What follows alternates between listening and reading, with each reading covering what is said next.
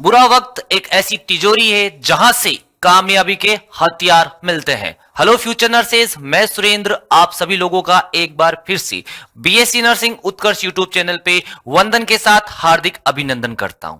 आप लोगों को पता है प्रीवियस क्लास में हमने हमारी जो कामयाबी के बंद दरवाजे थे उनको खटखटाना शुरू कर दिया था और अब बारी है उन दरवाजों को तोड़ने की। और तोड़ेंगे कैसे? हम एडिनल शॉर्ट सीरीज के साथ, एक ऐसी सीरीज जो आपके सेमेस्टर एग्जाम को क्या करवाएगी, क्रैक करवाएगी, जो कहां मिलेगी आपको, बीएससी नर्सिंग उत्कर्ष यूट्यूब चैनल पे।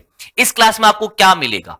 इस क्लास में मिलेगा आपको, सबसे पहले बताऊं तो वो पीवाईक्यू, जो प्रीवियस ईयर के जो क्वेश्चंस बार बार रिपीट हो रहे हैं, उन्हीं सभी क्वेश्चन का यहां पे मिलेगा आपको डिटेल डिस्कशन। साथ में जो इंपॉर्टेंट टॉपिक्स है आपके एग्जाम में आ सकते हैं उन सबका यहां मिलेगा एक्सप्लेनेशन। और साथ में हम बात करेंगे वो छोटे छोटे क्वेश्चंस जो 1 नंबर के आते हैं वो कहां से बनते हैं और कैसे बनते हैं, उनके बारे में हम यहां बात करेंगे। ये एडिनल सीरीज आपको इन सब के बारे में आपको अच्छे से डिटेल के साथ माइनर चीजें भी आपको बताई जाएगी। तो बात करें कि हमने प्रीवियस क्लास में क्या पढ़ा। हमने प्रीवियस क्लास में पढ़ा था हिमेटोलॉजी के बारे में, हिमेटोलॉजी क्या होती है, और ब्लड के कंपोनेंट के बारे में हमने डिस्कस कर लिया था। अब आज हम आगे पढ़ेंगे और जाते जाते मैं आपको बता दूं ये क्लास है अभी सेमेस्टर फर्स्ट के लिए और एना एंड फीजो की क्लास है। हम लेके आएंगे आप सभी के लिए हर एक सेमेस्टर के लिए क्लासेस। इस क्लास में सेमेस्टर फर्स्ट से रिलेटेड अपन टॉपिक्स डिस्कस कर रहे हैं और अपना जो टॉपिक है उसको लास्ट क्लास में जहां से छोड़ा था वहीं से शुरू करते हैं और क्लास की शुरुआत करते हैं।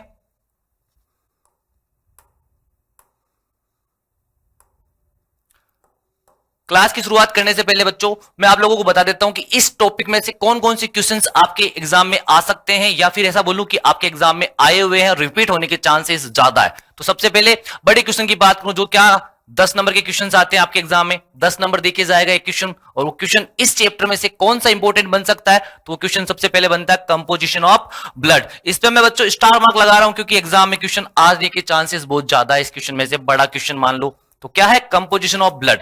अगला जो अपना इंपॉर्टेंट क्वेश्चंस बनता है वो बनता है एरिथ्रोपोइसिस से। एरिथ्रोपोइसिस एक इंपॉर्टेंट टॉपिक है, इसमें से भी क्वेश्चन आ सकते हैं, आए हुए इसलिए यहां पे नाम लिखा है। अगला जो क्वेश्चन बनता है वो बनता है हेमेटोस्टेसिस से। हेमेटोस्टेसिस क्या होती है, हेमेटोस्टेसिस की मैकेनिज्म आपसे पूछ सकते हैं, और साथ में इसमें बनता है क्लोटिंग फैक्टर के नाम, कि वो क्लोटिंग फैक्टर के नाम बताइए, वो भी सीक्वेंस के साथ। आगे बात करें कि और इंपॉर्टेंट क्वेश्चन क्या बनता है ब्लड ग्रुप के ऊपर, फिर से मैं यहां पे क्या लगा रहा हूं, स्टार मार्क लगा रहा हूं, डबल स्टार मार्क लगा रहा हूं। ब्लड ग्रुप में से क्वेश्चन आने के चांसेस 1000% है और रिपीटेड क्वेश्चन पूछे जाते हैं, इसलिए अपन इसको करेंगे अच्छे से डिटेल में डिस्कशन इसी क्लास में। और एक क्वेश्चन लिखा हुआ यहां पे एनीमिया। तो बच्चों एनीमिया बेसिकली क्या है कि मेडिकल सर्जिकल नर्सिंग का पार्ट है, एनाटॉमी का नहीं है, लेकिन हम यहां पे हल्का फुल्का डिस्कस करेंगे, बाकी डिटेल में क्या होगी एमएसएन की क्लास में हम डिस्कस करेंगे। आगे बात करें, ये थे बड़े क्वेश्चन। अगर छोटे क्वेश्चन की मैं बात करूं कि छोटा क्वेश्चन क्या क्या आ सकता है एग्जाम में, तो देखिए छोटे क्वेश्चन में शॉर्ट नोट्स की बात करूं तो वो क्वेश्चन आते हैं 5 नंबर के, और इस चैप्टर में से कौन से क्वेश्चन इंपॉर्टेंट बनते हैं, तो पहला क्वेश्चन बनता है फंक्शन ऑफ ब्लड। इस पे लगा रहा हूं बच्चों स्टार मार्क, और वो भी 2 स्टार मार्क, एग्जाम में रिपीट होने के चांसेस पूरे में से पूरे है। अगला जो क्वेश्चन बनता है वो हीमोग्लोबिन के ऊपर बनता है, हीमोग्लोबिन, और उसके बाद ल्यूकोसाइट। इस ल्यूकोसाइट को अपन कहते हैं WBC। क्या कहते हैं? WBC, यानी कि व्हाइट ब्लड सेल। इसको अपन करेंगे डिटेल में डिस्कशन की व्हाइट ब्लड सेल है क्या, कितने टाइप की अपनी बॉडी के अंदर होती है, कौन कौन सा काम है उनका, ये सारी चीजें अपन डिस्कस करेंगे इसी क्लास में। आगे बात करूं कि प्लेटलेट के बारे में क्वेश्चन पूछा जा सकता है आपसे कि प्लेटलेट क्या है, और ये थे अपने जो शॉर्ट नोट्स आते हैं ना 5 नंबर के क्वेश्चंस, वो क्वेश्चन है। इसके अलावा वेरी शॉर्ट, जो वेरी शॉर्ट आते हैं कम से कम 7 से 8 क्वेश्चन ऐसे होते हैं जो वेरी शॉर्ट में आ जाते हैं, या 1 नंबर का बोल दूं, एमसीक्यूज में बोल दूं, ऑप्शनल बोल दूं, तो वो ये क्वेश्चन है। और इंपॉर्टेंट इस चैप्टर में से कौन से क्वेश्चन इंपॉर्टेंट है, तो देखिए हेमेटोक्रेट की डेफिनेशन आपसे पूछी जा सकती है कि क्या होता है हेमेटोक्रेट। उसके बाद आपसे पूछ ले कि नॉर्मल रेंज क्या होती है अपने हीमोग्लोबिन की मेल और फीमेल के अंदर। ये इंपॉर्टेंट क्वेश्चन है बच्चों, बहुत ज्यादा इंपॉर्टेंट क्वेश्चन बनता है, सबसे ज्यादा इंपॉर्टेंट क्वेश्चन यही है। इस क्वेश्चन को मान लो, रट्टा मार लो, कैसे भी दिमाग में बिठा लो, ये एग्जाम में क्वेश्चन पूछने के चांसेस सबसे ज्यादा है। क्या कि मेल के अंदर हीमोग्लोबिन लेवल क्या है और फीमेल के अंदर हीमोग्लोबिन लेवल क्या है। इसके बाद बात करें, एक क्वेश्चन पूछा जाता है कि यूनिवर्सल डोनर और यूनिवर्सल रिसिपिएंट कौन कौन होते हैं। अब यूनिवर्सल डोनर और रिसिपिएंट का मतलब सिंपल सा है, अपने ह्यूमन बॉडी के अंदर ब्लड ग्रुप होता है, ब्लड ग्रुप होता है, और ब्लड ग्रुप 4 टाइप के होते हैं। तो इन चारों टाइप में से ऐसा कौन सा ब्लड ग्रुप है जो सभी को ब्लड दे सकता है और सभी से ब्लड ले सकता है, तो उसके बारे में पूछा जाता है। देने वाला डोनर, लेने वाला रेसिपिएंट होता है। तो ये भी क्या है, स्टार मार्क क्वेश्चन है अपने और अगला क्वेश्चन है कि difference between blood serum and plasma, कि प्लाज्मा और ब्लड सीरम में क्या अंतर है, एग्जाम में पूछा जा सकता है, डिस्कस करेंगे। अगला जो इंपॉर्टेंट क्वेश्चन बनता है वो बनता है लाइफ स्पैन ऑफ आरबीसी, आपसे एग्जाम में पूछा जा सकता है लाइफ स्पैन ऑफ आरबीसी के बारे में। अच्छे से पढ़ना इसको, क्योंकि ये क्वेश्चन सबसे ज्यादा इंपॉर्टेंट लगा रहा हूं मैं। यहां पे कितने स्टार मार्क, 3 लगा दो। और यहीं पे मैं बता देता हूं कि क्या होता है, 120 दिन होता है इसका जवाब, ताकि बार बार बताऊं तो रिपीट हो जाएगा, याद हो जाएगा। आरबीसी का लाइफ स्पैन 120 दिन होता है। ये कुछ क्वेश्चंस है जो इस टॉपिक से पूछे जाते हैं बार बार, इनका हम करेंगे डिटेल में डिस्कशन। कुछ क्वेश्चन हमने पढ़ लिए और कुछ अपन आगे की क्लास में पढ़ेंगे। तो शुरू करें आज की क्लास। और आज की क्लास में अपन को क्या पढ़ना है, तो देखिए, ये अपन ने प्रीवियस क्लास में पढ़ लिया, ये अपन ने डिस्कस कर लिया, यहां पे अपन ने प्रीवियस क्लास छोड़ी थी और आगे की क्लास में अपन ये सारे टॉपिक डिस्कस करेंगे, ठीक है, एक 1 बाय 1। तो आज की क्लास शुरू करते हैं। एक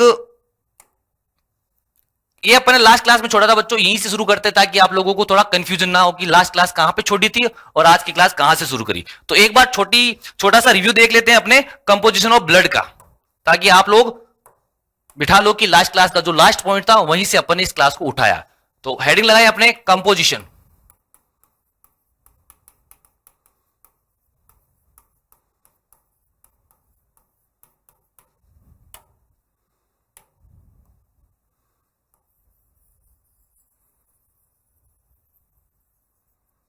कंपोजिशन ऑफ ब्लड।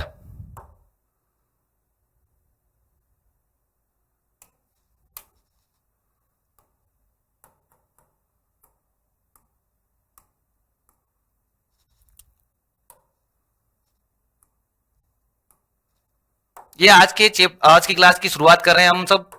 देखिए, कंपोजिशन ऑफ ब्लड के बारे में एग्जाम में पूछा जा सकता है और इसको अपन ने लास्ट क्लास में डिस्कस करा था। एक बार वापस से सुपरफिशियल रिव्यू कर लेते हैं। कंपोजिशन ऑफ ब्लड के अंदर बच्चों क्या होता है, मेन 2 चीज होती है, ध्यान रखना। 2 चीज क्या होती है, एक होती है प्लाज्मा और दूसरी होती है फॉर्म्ड एलिमेंट, जिसको अपन ने नाम दिया था ब्लड सेल। क्या नाम दिया था, ब्लड सेल नाम दिया था अपन ने।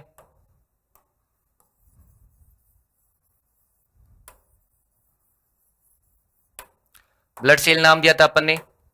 अब प्लाज्मा होती, प्लाज्मा का अमाउंट इंपॉर्टेंट है बच्चों, एक बार फिर से बोल रहा हूं, प्लाज्मा का अमाउंट आपके एग्जाम में पूछा जा सकता है। प्लाज्मा का अमाउंट कितना है, 55% क्या होती है, प्लाज्मा होती है। और 45% क्या होगी, ब्लड सेल होगी। क्लियर है, 45% तो क्या ब्लड सेल होती है ब्लड के अंदर, और प्लाज्मा 55% प्लाज्मा होती है। कभी मत भूलना, इंपॉर्टेंट टॉपिक है। अब प्लाज्मा के अंदर क्या होता है, प्लाज्मा के अंदर 2 कंपोनेंट मेन होते हैं, एक होता है वाटर, एक होता है सॉलिड। एक होता है वाटर, एक होता है सॉलिड।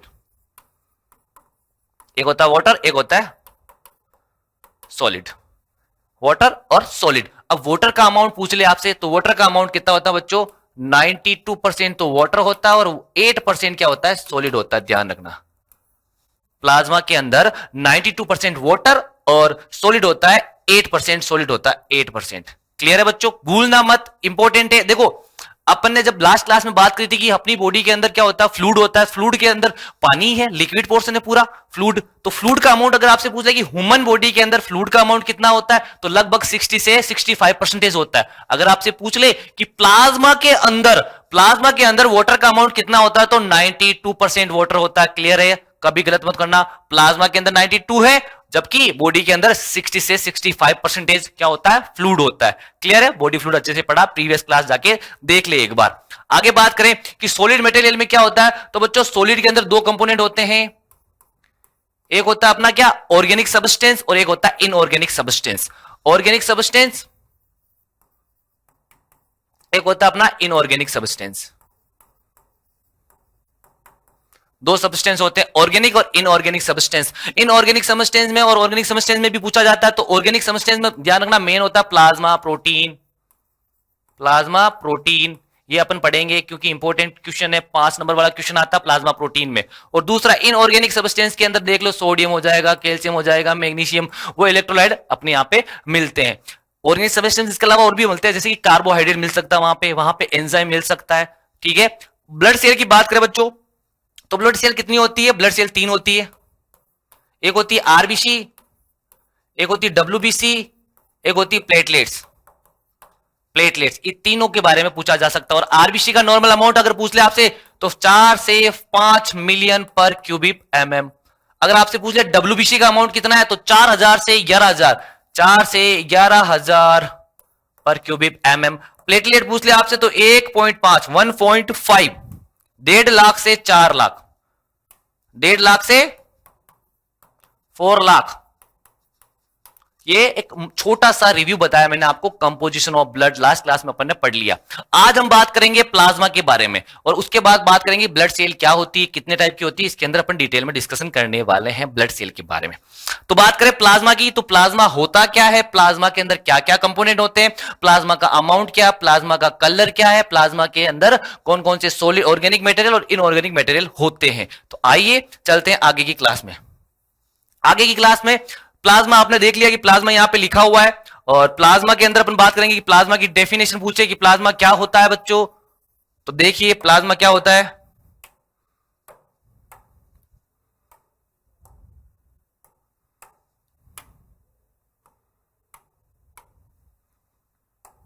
आइए प्लाज्मा बच्चों क्या होता है, देखो यहां पे मैंने येलो कलर बनाया है, तो येलो येलो कलर से याद रखना प्लाज्मा किस कलर की होती है, पेल येलो कलर का मटेरियल होता है। क्या होता है, पेल येलो कलर कंपोनेंट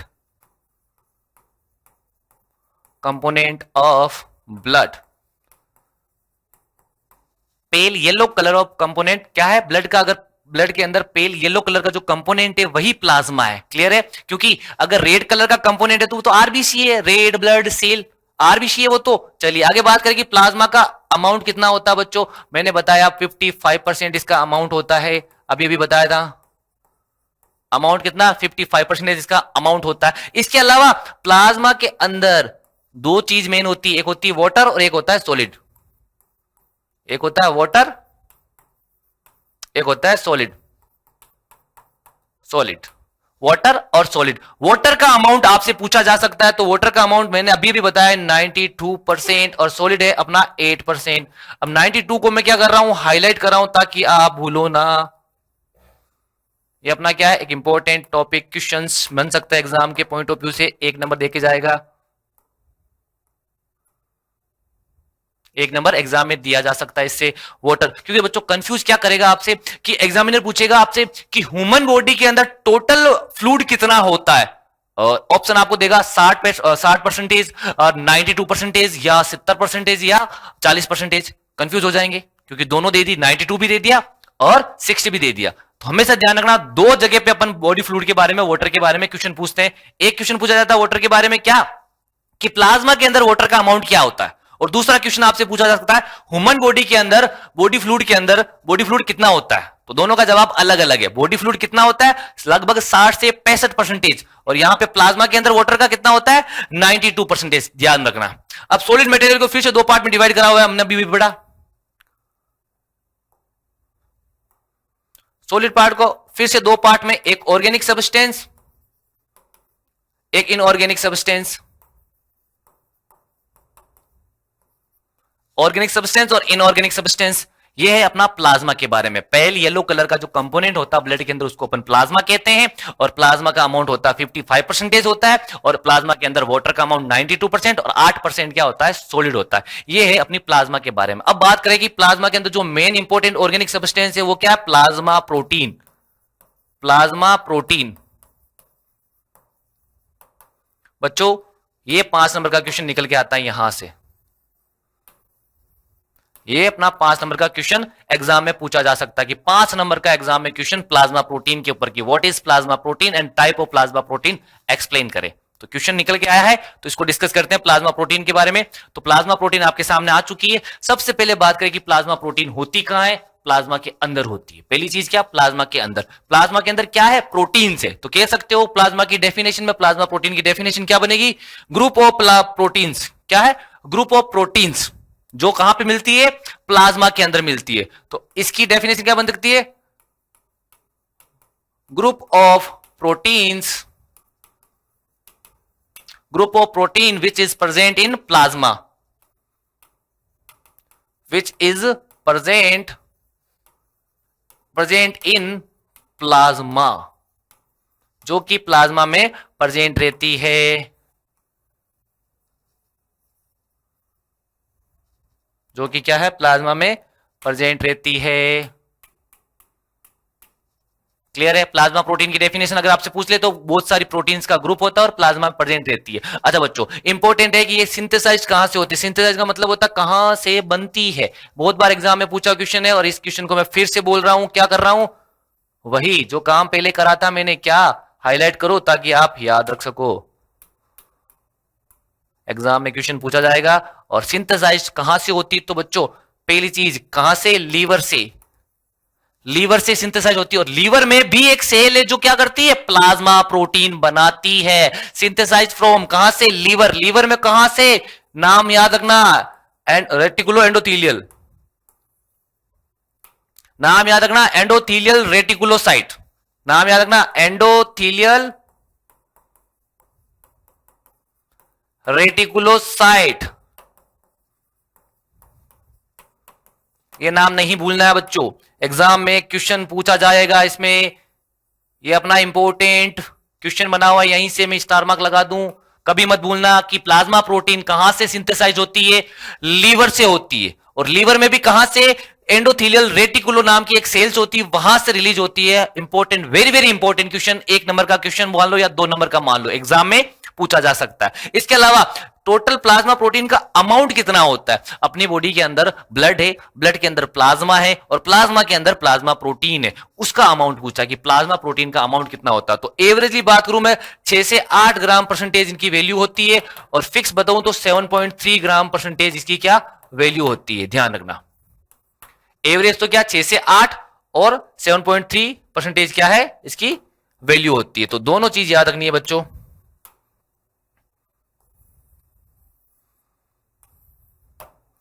ये है अपना प्लाज्मा प्रोटीन का अमाउंट। अब बात करें कि प्लाज्मा प्रोटीन, अपन ने सर डेफिनेशन में तो ये बोला आपने कि ग्रुप ऑफ प्रोटीन है, तो प्रोटीन का ग्रुप कहां पे है भाई?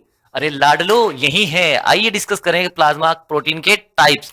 अगली हेडिंग है types of plasma protein. Types of plasma protein, क्या है प्लाज्मा प्रोटीन के टाइप? आओ,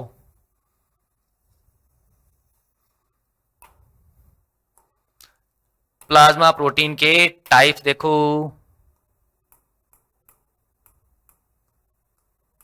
प्लाज्मा प्रोटीन के types, types of plasma protein. तो मेरे लाडलो कितनी होती है प्लाज्मा प्रोटीन? भूलना मत, प्लाज्मा प्रोटीन 3 टाइप की होती है। कितने टाइप की? 3 टाइप की होती है। कितनी? 3 टाइप्स। कौन कौन से 3 टाइप से? नंबर 1, नंबर 2 और नंबर 3। कभी मत भूलना, बार बार, जब तक आप इस नर्सिंग फील्ड में हो, आप अभी आए हो, सेमेस्टर फर्स्ट है, लेकिन कंप्लीट करोगे सेमेस्टर 8 में, उसके बाद कंपटीशन में जाओगे, वहां तो यही ये दिखेगी कि प्रोटीन कितनी, प्लाज्मा प्रोटीन 3। कौन कौन सी? तो नाम सुनो। सबसे पहले एल्बुमिन, दूसरा ग्लोबुलिन, तीसरा क्या है, फिब्रिनोजन। 3 प्लाज्मा प्रोटीन बार बार आपके पूछी जाएगी, तीनों के बारे में याद रखेंगे, पढ़ेंगे अच्छे से, इसी क्लास में पढ़ेंगे, इसी क्लास में। तो आगे देखो, 3 होती प्लाज्मा प्रोटीन। कितनी होती type of plasma protein? 3, albumin, globulin और फिब्रिनोजन। आइए डिस्कस करते हैं 1 बाय 1 क्या क्या होता है। सबसे पहले अगर बात करें कि एल्बुमिन के बारे में, तो एल्बुमिन पे आ जाइए। यहां पे देखो एल्बुमिन के बारे में लिखा हुआ है कि एल्बुमिन क्या है। देखो 2 चीज ध्यान रखना, एक तो इनकी वैल्यू कितनी है परसेंटेज, मतलब ग्राम में, और परसेंटेज कितना है इनका। तो याद रखना बच्चों कि एल्बुमिन सबसे ज्यादा पाई जाती है। ऐसी कौन सी प्लाज्मा प्रोटीन है जो अमाउंट में सबसे ज्यादा होती है? 4.7 ग्राम। अगर परसेंटेज में बात करूं तो लगभग 55% पार्ट क्या है, ये प्लाज्मा प्रोटीन है। कौन सी? एल्बुमिन वाली प्लाज्मा प्रोटीन है, एल्बुमिन वाली प्लाज्मा प्रोटीन है। आइए क्या करती है, कैसे करती है, तो देखिए। Play an important role, play in important role. भाई इंपॉर्टेंट रोल प्ले कर रही, कहां पे कर रही है? Role in maintaining the osmotic pressure. ये मत भूलना कभी भी बच्चों, ऑस्मोटिक प्रेशर को मेंटेन करने का काम किसका है? एल्बुमिन का। बार बार पूछा जाने वाला क्वेश्चन कि ह्यूमन बॉडी के अंदर ऑस्मोटिक प्रेशर को मेंटेन करने वाला कौन है? एल्बुमिन। अरे सर ऑस्मोटिक प्रेशर है क्या, यही नहीं पता हमें तो। अरे बच्चों बैठे हैं ना, कौन? बीएससी नर्सिंग उत्कर्ष यूट्यूब चैनल हमारे लाडलों के लिए एनी टाइम 24/7 हाजिर है। तो चलिए बात करें कि ऑस्मोटिक प्रेशर क्या। तो बच्चों ध्यान रखना, कुछ प्रेशर्स के बारे में बताता हूं मैं आप लोगों को। एक होता है ऑस्मोटिक प्रेशर, एक होता है ऑनकोटिक प्रेशर, एक होता है ब्लड प्रेशर। इसके बारे में तो पता होगा, फंडामेंटल वाले सर ने बताया होगा आपको, नहीं हम बताएंगे हमारी क्लास में।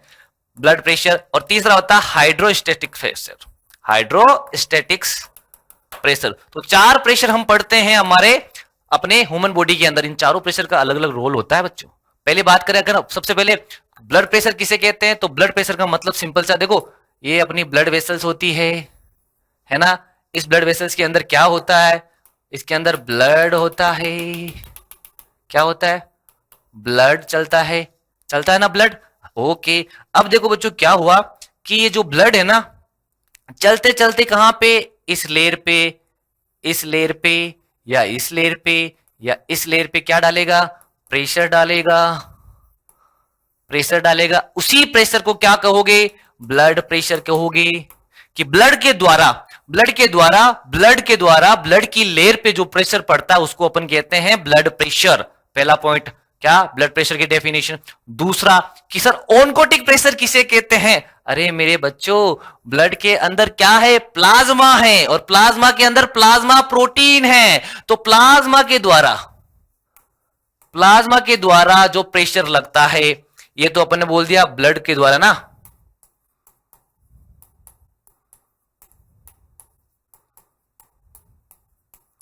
आगे देखो दूसरा कि भाई प्लाज्मा के द्वारा ब्लड वेसल पे, यहां पे लिख रहा हूं मैं, प्लाज्मा के द्वारा पड़ने वाला प्रेशर, प्लाज्मा के द्वारा लगने वाला प्रेशर,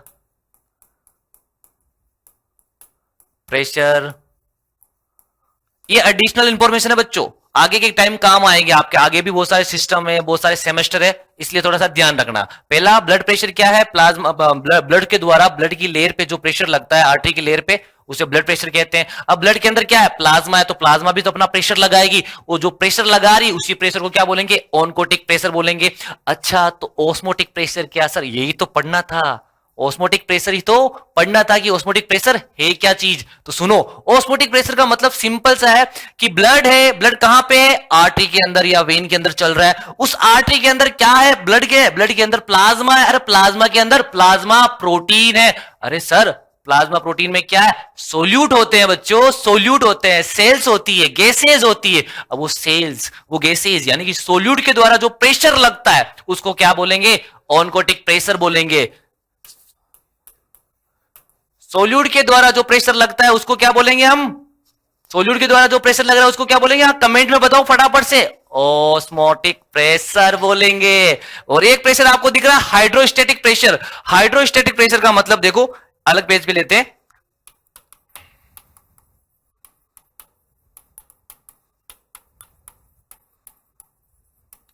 हाइड्रोस्टेटिक प्रेशर का मतलब क्या होता है बच्चों, ये देखो यहां पे मान लो ये अपनी अरोटा थी, क्या है एरोटा।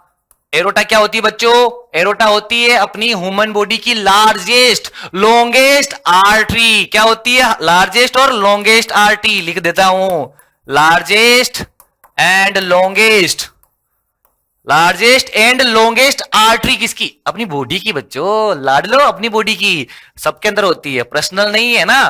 तो लार्जेस्ट और लॉन्गेस्ट आर्टरी होती है अरोटा। जब अरोटा आगे जाके क्या करती है, छोटी छोटी ब्रांचों में डिवाइड हो जाती है। इन ब्रांचों को अपन ने क्या नाम दिया, आर्टरी नाम दिया, इनको नाम दिया आर्टरी। आर्टरी आगे जाके और छोटी छोटी ब्रांचें बना देती है, जिनको नाम दिया अपन ने क्या, आर्ट्रियोल्स। क्या नाम दिया, आर्ट्रियोल्स। अब आर्ट्रियोल्स आगे जाके देखो बच्चों, यहां पे अपना पॉइंट आएगा।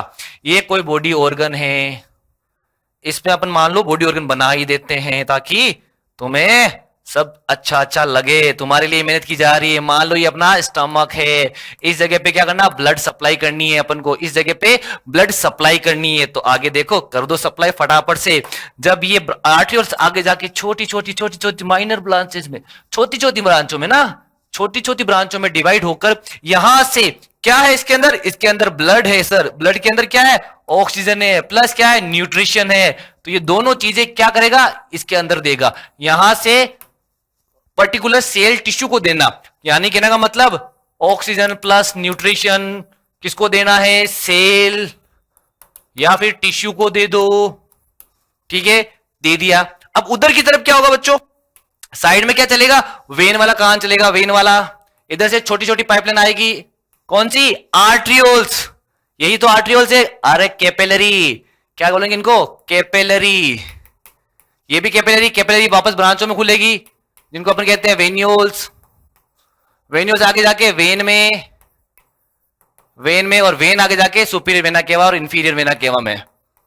अब देखो क्या हुआ, दो चीज यहां पे चल रही है बच्चों, दो चीज कौन कौन सी चल रही है, देखो इस जगह से निकलकर इस पार्ट में कोई चीज गई, O2 या न्यूट्रिशन गई, और यहां से वेस्ट प्रोडक्ट निकलकर कहां आया, यहां पे वेस्ट आया। तो ये जो एक्सचेंज हुआ है, कहने का मतलब O2 प्लस न्यूट्रिशन गया सेल से, और सेल से क्या गया, सेल से वेस्ट प्रोडक्ट निकल के गया, वेस्ट। ये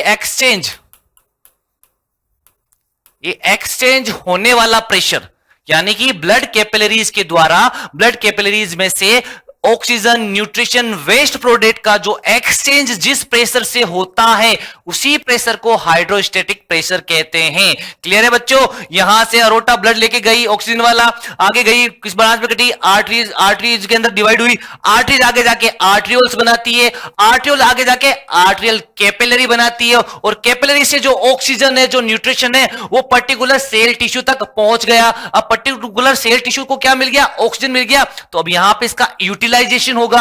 अब यूटिलाइजेशन जैसे ही हुआ, वापस में कुछ ना कुछ तो रिटर्न देगा, और रिटर्न क्या देता है, वेस्ट प्रोडक्ट देता है, कार्बन डाइऑक्सीजन देता है, किसको देता है, वापस वेन की तरफ, क्या है, कैपिलरीज है। तो दो कैपिलरीज के बीच में एक्सचेंज होता, किनका, न्यूट्रिशन का, वेस्ट प्रोडक्ट का।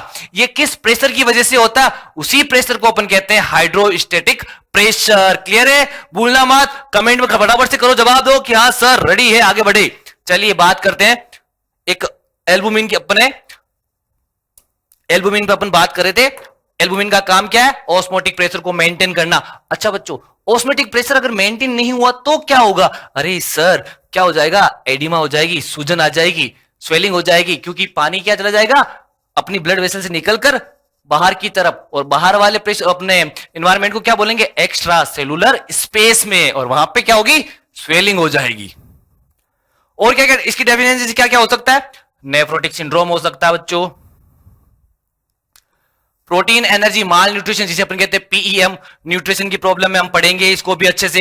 और बफर सिस्टम में काम करती है, बफर एक्शन करती है बच्चों, ध्यान रखना, बफर सिस्टम में ये काम करती है। चलिए एल्बुमिन आप लोगों को समझ में आ गया, मेन काम ऑस्मोटिक प्रेशर का, सबसे ज्यादा अमाउंट में रहती है, परसेंटेज में 4.7 ग्राम इसकी वैल्यू है, बफर सिस्टम में काम करती है, इसकी कमी से एडिमा हो जाएगा। कौन सी मां, एडिमा। आगे चलिए नंबर 2 की बात करते हैं। नंबर 2 प्लाज्मा प्रोटीन है ग्लोबुलिन। क्या है, ग्लोबुलिन है।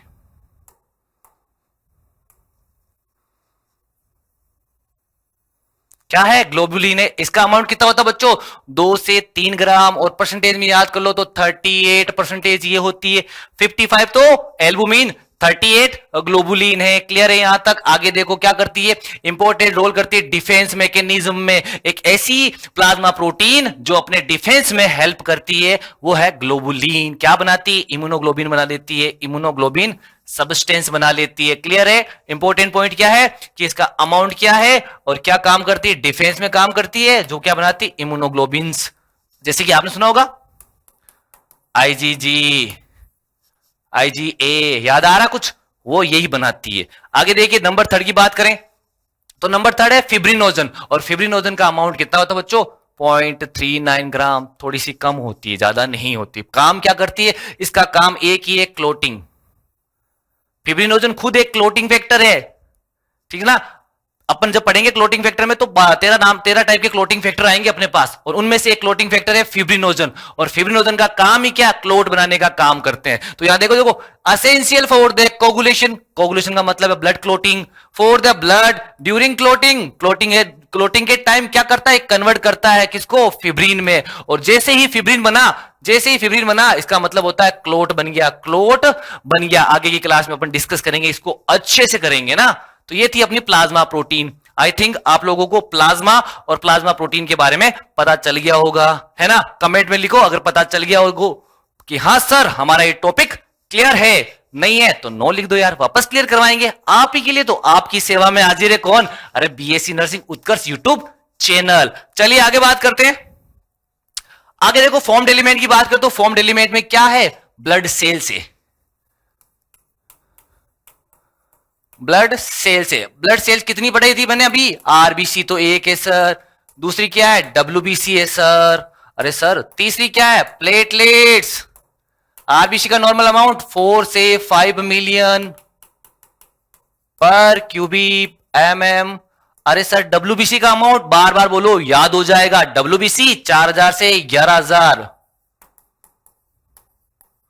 4000 से 11000 पर क्यूबिक एमएम। अरे सर प्लेटलेट 1.5 से 4 लाख, 1.5 से 4 लाख अमाउंट होता है प्लेटलेट का, बार बार पूछा जाता है। तो ये अपने फॉर्म्ड एलिमेंट होते हैं। पहले अपन ने प्लाज्मा पढ़ा, अब पढ़ रहे फॉर्म्ड एलिमेंट। फॉर्म्ड एलिमेंट को अपन क्या बोलते हैं? ब्लड सेल्स बोलते हैं। ब्लड सेल कितने टाइप की? 3 टाइप की, आरबीसी, डब्ल्यूबीसी और प्लेटलेट। आओ आगे एक को डिस्कस करते हैं फटाफट से। सबसे पहले बात करें किसकी? आरबीसी क्या होती है?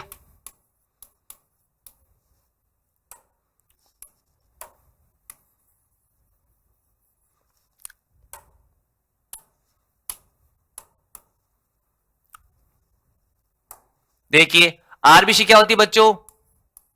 सबसे पहले आरबीसी का दूसरा नाम एग्जाम में पूछा जा सकता है। It is a important question, 5 star question. लगा दो सर स्टार यहां पे। लो इरिथ्रोसाइट कहते हैं। आरबीसी का नाम क्या? अनोदर नेम, अनोदर नेम है आरबीसी का क्या? Erythrocyte, erythrocyte. अरे नॉर्मल काउंट फटाफट से कमेंट बॉक्स में करो। अब तो आपने छप गया होगा अगर मैं आपको नींदों में से उठाऊं ना। अरे आरबीसी का अमाउंट कितना? फटाक से जटाक से ना आंसर दोगे क्या? कह रहे सर 4 से 5 मिलियन पर क्यूबिक एमएम। क्लियर है बच्चों? Very good. अरे नॉर्मल साइज, ये साइज कितनी होती है? ये साइज यहां से यहां तक की साइज पूछा है कि यहां से यहां तक या यहां से यहां तक कितनी साइज होती है? भूलना मत। Normal size 7.2 micron. Again important question, ये पांचों पॉइंट वेरी वेरी इंपॉर्टेंट है। अरे नॉर्मल शेप क्या है? अरे बाइकॉनकेव, बाइकॉनकेव बोल दो या डंबल के आकार की। देखो डंबल है या नहीं है? डंबल उठा रहे हो ना, तो डंबलाकार या बाइकॉनकेव, डंबल शेप या बाइकॉनकेव शेप की आरबीसी होती है। लाइफ स्पैम कितनी बार बताऊं रे? 120 दिन, 120 डेज। ये सारे क्वेश्चन बच्चों इंपॉर्टेंट है। और स्टीम सेल, अच्छा बच्चों स्टीम सेल क्या होती है? तो स्टीम सेल के बारे में सिंपल सी इंफॉर्मेशन मैं दूं आपको कि आरबीसी बनाने वाली सेल कि एक स्टीम सेल से आरबीसी बनेगी। हर एक बॉडी के अंदर स्टीम सेल्स होती है, उनसे कुछ ना कुछ बनता है। तो स्टीम सेल होती है कच्चा प्रोडक्ट, आरबीसी का कच्चा प्रोडक्ट बोल सकते हो। कि जिस प्रकार से अपन ना एक घर पे पौधा लेके आते हैं तो पौधा बीज से बना होगा, वो बीज बोते हैं, फिर पौधा बनता है, फिर पेड़ बनता है। तो वो बीज है ना, वो स्टीम सेल है। किसका बीज? आरबीसी का। कि आरबीसी कहां से बनेगी? इस स्टीम सेल से मिलेगी। अच्छा सुनो, नॉर्मल साइज तो 7.2 है, स्टीम की साइज की होती है 25 से 30 माइक्रोन। स्टीम सेल है ना, इसकी साइज होती है 25 से 30 माइक्रोन। आगे सुनो, आरबीसी के अंदर न्यूक्लियस एब्सेंट रहता है। आरबीसी क्या है? आरबीसी में नॉन न्यूक्लियस।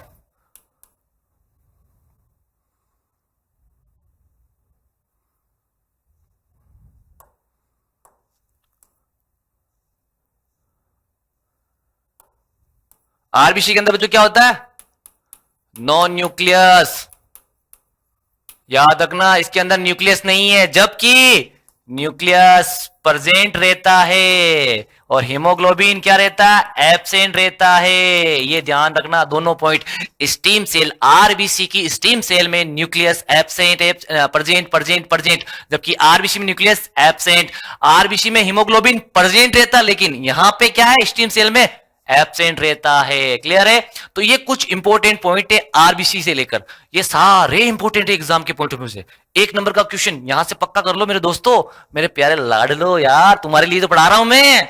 चलिए आगे देखिए, आगे बात करें कि इरिथ्रोपोइसिस क्या होता है, यानी कि इरिथ्रोपोइसिस प्रोसेस क्या होता है। तो बच्चों एक ऐसा प्रोसेस जहां से, एक ऐसा प्रोसेस जहां से आरबीसी का फॉर्मेशन होता है। आरबीसी बनती है, कहने का मतलब फॉर्मेशन ऑफ आरबीसी, ऐसा लिखो, फॉर्मेशन ऑफ आरबीसी। आरबीसी का बनना क्या कहलाता है? एरिथ्रोपोइसिस कहलाता है। आरबीसी कैसे बनी, मेच्योर कैसे हुई, कैसे डेवलप हुई, ये कहलाएगा एरिथ्रोपोइसिस। अच्छा, एक आरबीसी जो कि इमेच्योर थी, यानी कि स्टीम सेल से बनकर, स्टीम सेल से लेकर मेच्योर आरबीसी बनती, कितने टाइम में बनती बच्चों?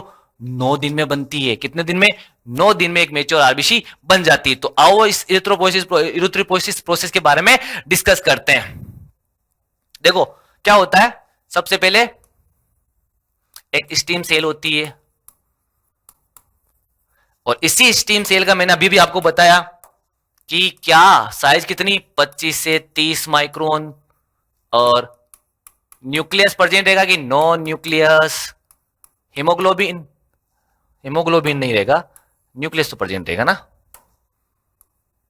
25 से 30 माइक्रोन, हीमोग्लोबिन क्या है? एब्सेंट है। जबकि आरबीसी में हीमोग्लोबिन होता है और न्यूक्लियस एब्सेंट रहता है, और न्यूक्लियस प्रेजेंट रहता है। ये एक स्टीम सेल है। ये स्टीम सेल है मतलब ही अपन ने आरबीसी बनाने वाले पौधे का बीज अपन ने बो दिया। अब जैसे ही बीज बोया तो बीज बड़ा होगा, बड़ा होकर क्या बनाएगा? पौधा बनाएगा। पौधा और बड़ा होगा तो क्या बनाएगा? पेड़ बनाएगा। अब आरबीसी अपन ने क्या करी? आरबीसी बनाने की शुरुआत कर दी। यहां से आरबीसी बनी तो यहां से पहली स्टेज आएगी, देखो स्टीम सेल, ये सेल है स्टीम सेल। स्टीम सेल से बाद दूसरी सेल आएगी प्रोइरिथ्रोब्लास्ट। क्या आएगी? प्रोइरिथ्रोब्लास्ट। दूसरी सेल बनी प्रो इरिथ्रोब्लास्ट, प्रोइरिथ्रोब्लास्ट,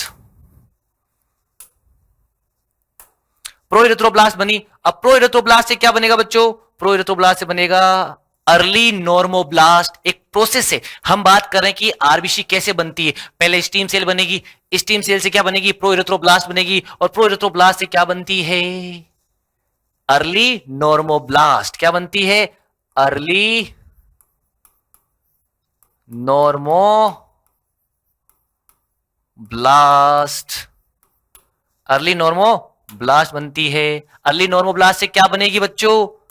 अर्ली नॉर्मोब्लास्ट से बनेगी इंटरमीडिएट नॉर्मोब्लास्ट।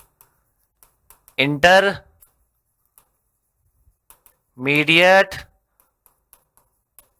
नॉर्मोब्लास्ट क्या बनेगी?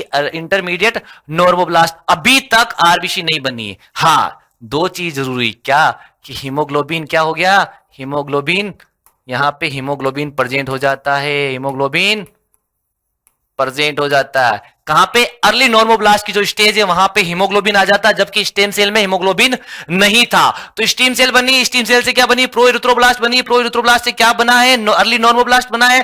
अर्ली नॉर्मोब्लास्ट से इंटरमीडिएट नॉर्मोब्लास्ट, और इंटरमीडिएट नॉर्मोब्लास्ट से बनेगी क्या? Late normoblast. Late normoblast.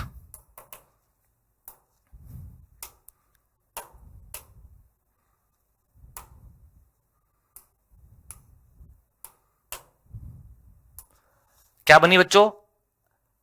Steam cell, steam cell से प्रोइरिथ्रोब्लास्ट, प्रोइरिथ्रोब्लास्ट से अर्ली नॉर्मोब्लास्ट, अर्ली नॉर्मोब्लास्ट से इंटरमीडिएट नॉर्मोब्लास्ट, इंटरमीडिएट नॉर्मोब्लास्ट से लेट नॉर्मोब्लास्ट। यहां पे हीमोग्लोबिन आ गया और यहां पे न्यूक्लियस एब्सेंट हो जाएगा।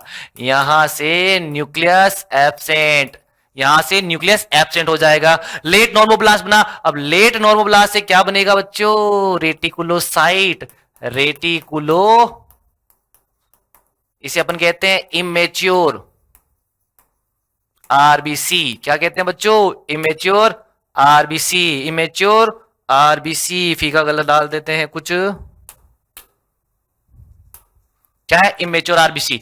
इसका जो डायमीटर होता है बच्चों 10 माइक्रोन का। यहां से इंपॉर्टेंट क्वेश्चन, इमेच्योर आरबीसी का डायमीटर कितना? अरे 10 माइक्रोन, जबकि मेच्योर आरबीसी कितनी होती है? 7.2 माइक्रोन की। ये जाके क्या बनाएगा बच्चों? Mature RBC. मेच्योर आरबीसी बना देते हैं ताकि तुम लोग कंफ्यूज ना हो। मेच्योर आरबीसी ये लो,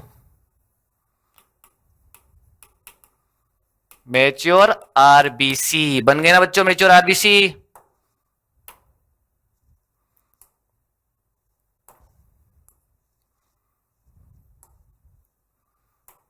मैच्योर आरबीसी बनने की कहानी क्लियर हो गई यहां पे। अब देखो बच्चों, एक चीज और बताता हूं, वापस सुन लो। हम पढ़ रहे हैं इरिथ्रोपोइसिस प्रोसेस कहां से होता है। इसकी शुरुआत होती है स्टीम सेल से। स्टीम सेल क्या बनाती है? प्रो इरिथ्रोब्लास्ट बनाती है।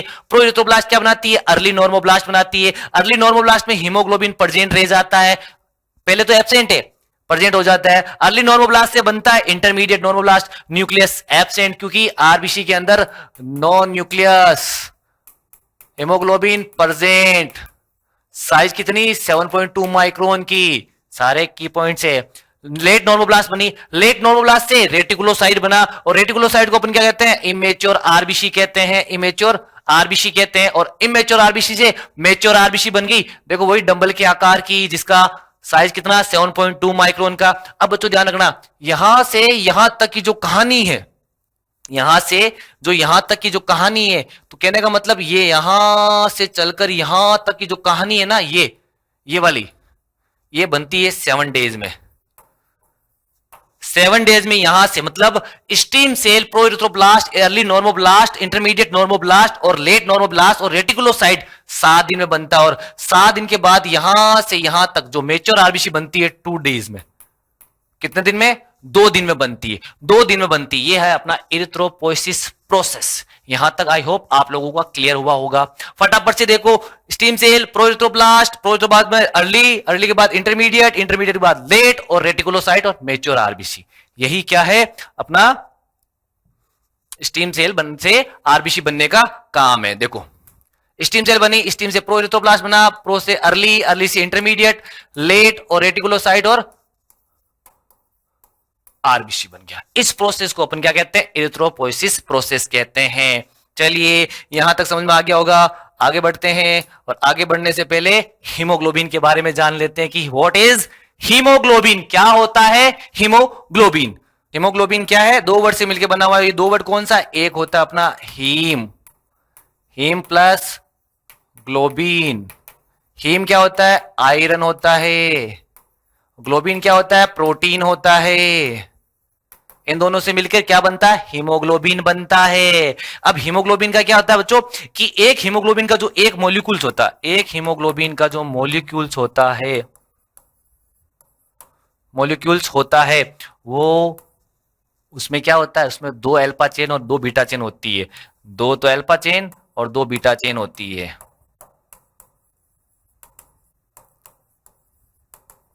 2 तो अल्फा चेन होती है और 2 बीटा चेन होती है। अब अल्फा चेन और बीटा चेन क्या करती है? तो देखो बच्चों क्लियर बताता हूं, आगे की तरफ एक पेज डालते हैं।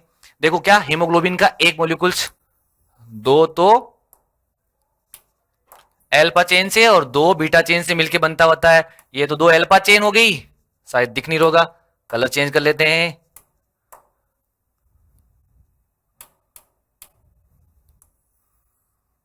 दो तो अल्फा चेन और 2 ही क्या है? बीटा चेन है। 2 अल्फा चेन और 2 बीटा चेन। ईच चेन किससे जुड़ी होती है? आयरन से, Fe+2 से जुड़ी रहती है, प्लस Fe+2 से जुड़ी रहती है। ईच चेन Fe+2 से जुड़ी रहती है, Fe+2 से जुड़ी रहती है हर एक चेन। और हर एक चेन में क्या होता है बच्चों? ऑक्सीजन आके चिपक जाता है। आपको पता है ना, ऑक्सीजन का बॉन्ड होता है। क्या होता है? ऑक्सीजन जुड़ती है हर एक के साथ। तो ये चीज है, इसको अपन क्या बोलेंगे? अच्छा, हीमोग्लोबिन का ऑक्सीजन के साथ जुड़ना क्या कहलाएगा? ऑक्सी हीमोग्लोबिन कहलाएगा। याद रखना कि oxygen plus haemoglobin is known as क्या कहलाएगा?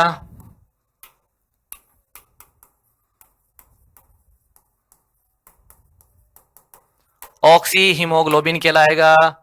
ध्यान करना, एग्जाम में इंपॉर्टेंट क्वेश्चन बनता है इस वजह से।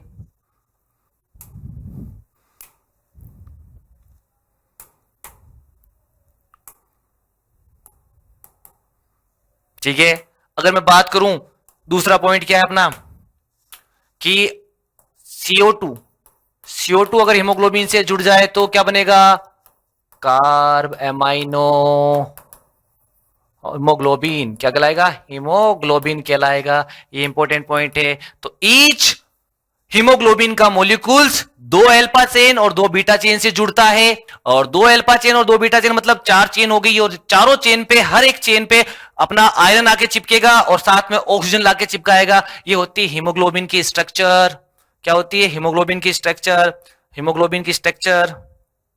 आगे देखो, आगे अब नॉर्मल वैल्यू पूछ ले आपसे कि नॉर्मल वैल्यू क्या होती है। ये पूरा इंपॉर्टेंट पॉइंट है बच्चों, ये जो अपना काम का ना, ये इंपॉर्टेंट पॉइंट है अपना। क्या है? इंपॉर्टेंट पॉइंट है ये।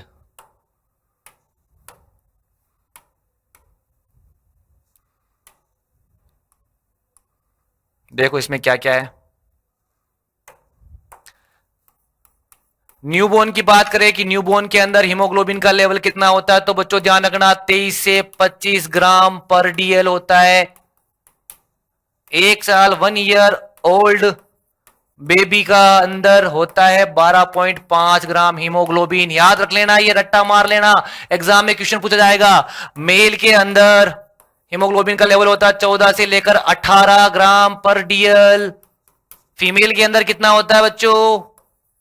फीमेल के अंदर होता है 12 से 15.5 ग्राम पर डीएल। सारे के सारे अपने लिए क्या है? स्टार मार्क क्वेश्चन है, बार बार पूछे जाने वाले एग्जाम में क्वेश्चन है। ये था अपना हीमोग्लोबिन। तो आज की क्लास में हमने पढ़ा है थोड़ा सा कंपोजिशन ऑफ ब्लड के बारे में, प्लाज्मा क्या होता है, प्लाज्मा प्रोटीन के बारे में, टाइप ऑफ प्लाज्मा प्रोटीन। उसके बाद अपन ने पढ़ा blood cell, RBC, WBC, platelet. RBC क्या होती है, आरबीसी के अंदर अपन ने पढ़ा एरिथ्रोपोइसिस प्रोसेस कैसे होता है, और हीमोग्लोबिन के बारे में हमने पढ़ा है। आई थिंक आप लोगों को यहां तक क्लियरली समझ में आया हुआ होगा। अब मुझे फटाफट से बताओ, ये एक एग्जाम का क्वेश्चन मैं आप लोगों के साथ शेयर कर रहा हूं। इस क्वेश्चन का जवाब आप सभी कमेंट बॉक्स में दोगे कि another name of RBC, RBC का दूसरा नाम क्या है।